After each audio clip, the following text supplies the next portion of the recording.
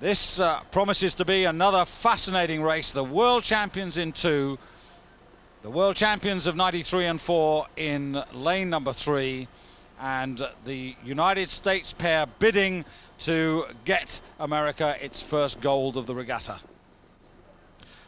So they're the crew to watch. Maybe to watch, but who's your money on, Dan? I'd say the Australians were quite cool in the heats, and they're a very strong pair. But the French pair have a lot of experience, back together again, and I don't know, it's hard to pick between the 3. Well, they do say, Dan, once you get in the final, it's anybody's game. Well, in fact, it looks like Canada's gone into the lead here. Canada near in lane 5, moving very sweetly there. They seem to just have the lead.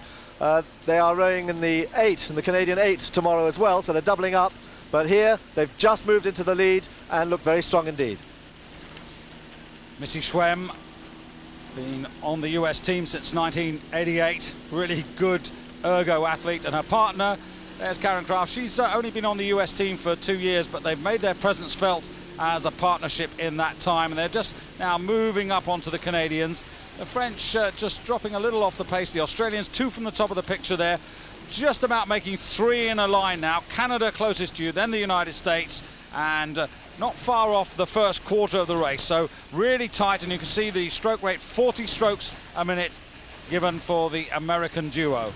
They're pushing pretty hard there. That's quite high to stay for so long. They ought to be settling into their race pace, and as they all settle into their race pace, Australia there in lane 2 beginning to show in front. Australia just beginning to settle there, and their strength just beginning to show in front in lane 2 as they come up to the 500-meter point. Yeah, it's very interesting. That's been their pattern all the way through. Find their rhythm, then wind it up. Coming up to 500 meters now. Australia go through first, ahead of the United States. Then through was Germany, ahead of the French in 4th spot. And 1:41.88 the time given for that first 500 meters, Dan. Yes, Australia is settling a very nice rhythm. They move very comfortably, very loosely, and they're moving away every stroke here. United States, they've settled as well, quite strong, looking solid and strong. Canada now beginning to slip back quite a bit. Canada missing water at the catch. And the Australians who've prepared so well for this regatta, they look as if their timing for all their crews is absolutely spot on. And the United States pair bested them in Lucerne, but the Australians have not fussed about that. No, Australia has got a very strong team here. They've got 10 crews in the finals, in the 14 finals, which is better than anybody else here. They've surpassed Italy and Germany, normally the big powers, and all their crews are in with medal chances. None more so than this pair, who are now 3/4 of a length up and moving away all the time. Yes, the angle there, you saw the French, who are just about in 3rd place, or vying for that at least.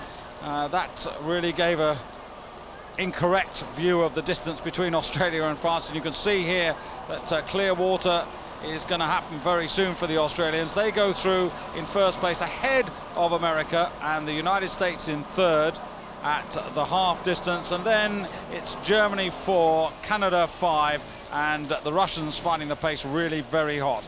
And here are these 2 excellent rowers from Australia, and they really are in charge. They can look left and right at all the dangers. In fact, the dangers are really coming to their right, such as they are, and if anybody does make a move, they're in the right position to respond. Well, the American pair are looking quite strong as well. The French experience, both of them hovering, but they're still really looking at each other at the moment, with Australia clear out in front. Technically, the Australians are rowing very well indeed. It's true right across their whole rowing system. Men, lightweights, women, very, very good technical excellence there from a very good organisation back in Australia. But they haven't got completely clear. America's still overlapping as they come through the 1400-meter mark. But look at that, very relaxed, very calm and relaxed, ready to turn it on if they have to. But the United States beginning to put some pressure on there. It's 2/3 of a length down, overlapping, and now they're beginning to wind it up. 500 meters to go. And the French still on the premises. We expect a flourish from the Americans, and don't write off the French. They're certainly close enough, if good enough, to make an impression here. And those three crews now really away. You're looking at really the three medal crews now, but who's going to get what? As we come through to 1,500 meters, Australia with about just over half a length over the Americans, and a quarter of a length down are the French at the moment. There's a huge crowd here, all American, all sitting in those stands, nearly 20,000 people there, and the Americans are going to receive a huge amount of support as they come into the last 250 meters, and that's going to carry them over these last 300 meters. So the Australians are going to have to wind it up and hold them off, because they're beginning now. You can begin to hear that crowd, and the Americans are beginning to wind it. France too, France begin to wind it up. Yes, the adrenaline rush coming, but there's plenty of Australian flags, as you can see there, and plenty of fans as the Americans try to respond now. No time now to hang around through 250 meters, and it's still a length that the Americans have got to find. The French not making much more of a pressure, but here are Missy Schwemm and Karen Kraft. Can they haul the Australians back? This is where they've got to put it in. Just like the first race with Redgrave Pitsen holding on there at the end, we've now got the Australian pair trying to hold on. They're winding it up now, 38, and here come the United States, winding it up, moving back every single stroke, closing them down, half a length now. They're moving away from France, but can they catch Australia? Moving up every stroke. Coming through now, the Australians though are responding in lane number 2, and they're really moving up as well now. The Americans still coming. The angle, as you can see, tricky to watch. Watch as they go through the lines. They're coming to the finish line now, and the Australians are there. Not by as much as they had at 500 meters, but that doesn't matter. The world champions are now the Olympic champions, and France get the bronze medal. United States, I'm afraid, a brave attempt in the final 250 meters, but the Australians had the strength. The Russians in 6th place ultimately disqualified their boat lighter than the legal minimum. Well, Dan, Megan and Kate, 23 and 24 years of age respectively, young enough to stick it out till Sydney 2000.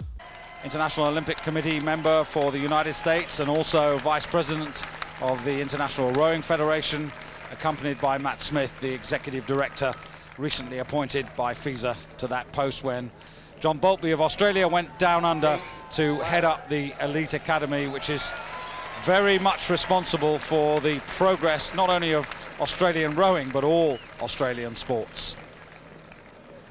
Silver medalists, they did their best, and it really was a worthy effort by Missy Schwemm and Karen Kraft, and Helen Courtin looking at a medal there. She's not too disappointed.